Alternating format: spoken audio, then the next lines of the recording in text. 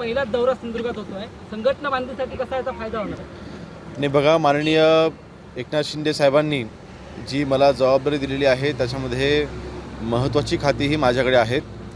ग्रामीण भागामधल्या सर्वसामान्यांशी निगडीत असलेले प्रश्न ह्या खात्यांच्या मार्फत आम्ही एका बैठकीतून सोडवू शकतो. आणि मग ठरवल्याप्रमाणे कोकणाचा दौरा हा सिंधुदुर्ग जिल्ह्यापासून आम्ही चालू केलेला आहे.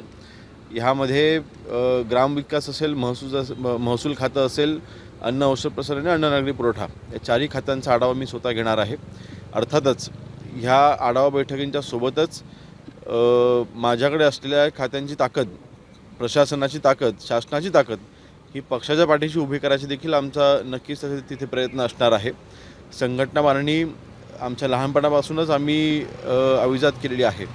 माननीय एकनाथ शिंदे साहेबांनी निर्णय ज्यावेळेस घेतला त्यावेळी आम्ही त्यांना साथ, शिवसेना बळकट करण्यासाठी आम्ही त्यांना साथ दिलेली आहे.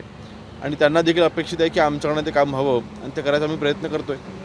जिल्हा परिषदेची जी आता निवडणूक होणार आहे त्याच्यामध्ये आरक्षण सोडत जाहीर झाली अध्यक्षपदाची.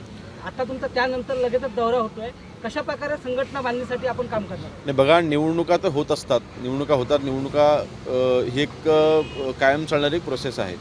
परंतु संघटना बांधणी हा आमच्याकरता जिव्हाळ्याचा विषय आहे.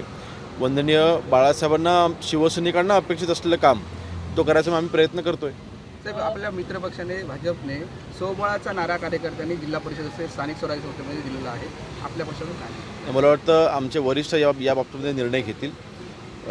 शेवटी वरिष्ठांचा निर्णय हा सगळ्यांना मान्य करावा लागेल. जर का युतीमध्ये जर का लढायचा जर का निर्णय दिला गेला तर आम्ही युतीत लढू. समजा युती नाही झाली तर आम्ही एकटे लढू. शिवसेनेचा भगवा यावेळेला फडकणार का जिल्हा परिषदेवर? महायुतीचा भगवा झेंडा नक्कीच फडकेल.